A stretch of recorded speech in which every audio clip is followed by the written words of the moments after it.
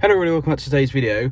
Nothing planned by way of sort of like a product review or product installation or something like that. I'm sort of waiting for more things to come up, you know, that I can give a go. So today we're just going to be taking a look at a Bimmercode video. My watch is going mad. I've been wanting to do this for so long. I'm going to have to mute this. It's Mr. James Patton. So I was actually going to mention him. He's actually helped me do this video. If you're in the F56 group, you'll know James Patton. Absolute top lad. You know, he helps so many people, including myself. You know, he's a great guy. But Bimmercode video. Today we're going to be taking a look at how to enable the Force Meter in the F56 Cooper S. Now, I'm not sure if it's available on the Cooper or the Mini 1. It might be. Don't quote me. It's primarily readily available on the new GP3, but it obviously was enabled on the pre-LCI and the LCI. However, you had to plug in your phone and load up the Mini Connected app. Some of you may be aware that the Mini Connected app has actually been removed from the App Store. It's no longer functional, so you unfortunately can't connect your car now to the Mini app, you know, the old one. The LCI owners, you can still connect the app. This might work. Anyway, I'm digressing. So the Force Meter, essentially it turns the ring around the center display. It gets you a little red marker at the top. And the forces that, you know, are acting on your car, so left or right, which way your car's going, the light will follow, you know, with whichever way your car is rolling, basically. I think that's the way. It's either rolling left or right, or accelerating forward and braking. The forces will make it go left or right. We'll try it out in a second. Normally, to enable it, you plug your phone into the car using the USB. You go over to sport mode, and there it will pop up.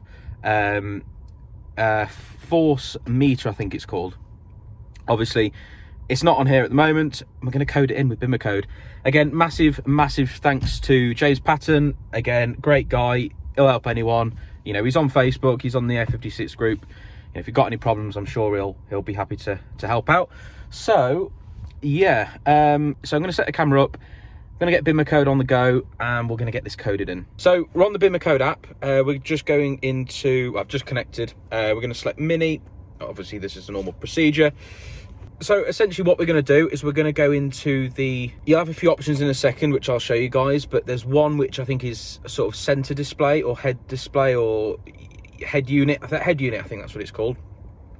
We're going to go into head unit. We're going to, well, it'll automatically make a backup of the codes that, you know, the car's already got. So if we make a mistake, we'll just restore. You'll then go into expert, and then in there'll be a section that will be like John Cooper Works or something like that.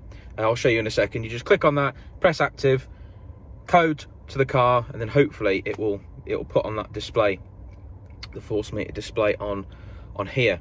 So on 76%, 80. It's going quite quick at the moment.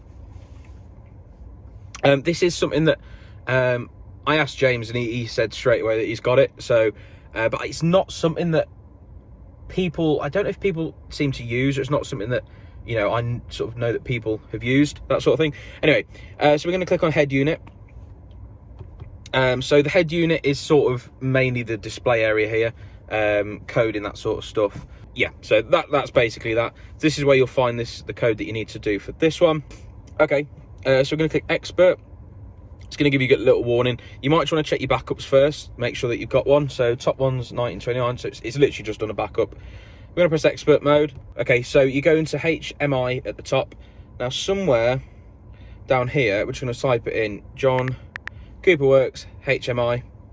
So it's currently set to niched active, or not active, basically. That's my sort of shocking attempt at a German.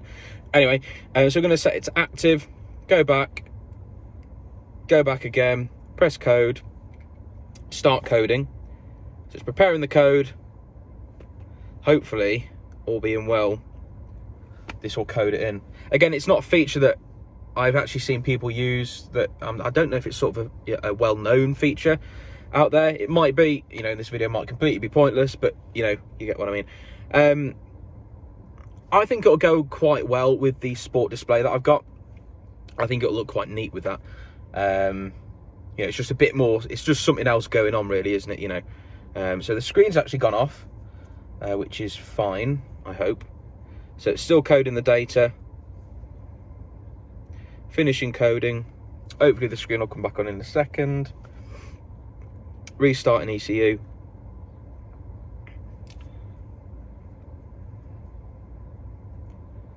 Okay, so that's come back on. Cleaning errors. Okay, I'm not going to worry about video motion. Okay, so stop. Let's see if this works. Right then, so what we need to do is, now it's done its reset, if you go into settings, press central display, standard view. Aha, and there we go, look at that, John Cooper works. So we click on that and it should pop a little red indicator up there. I'm just going to give this car a start. I'm just going to roll the car back. Okay, so I think when it's under load and you brake, there we go. So I think when it's under load, like when you're driving forward or reverse, or when the engine's under load, it will come down this way. And then when you brake, I think it goes down the other way. So let's just pull out. There we go, as you can see.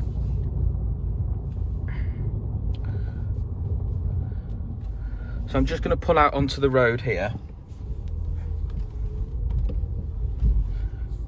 I'm not going to drive anywhere. So as you can see, and when we brake, yes.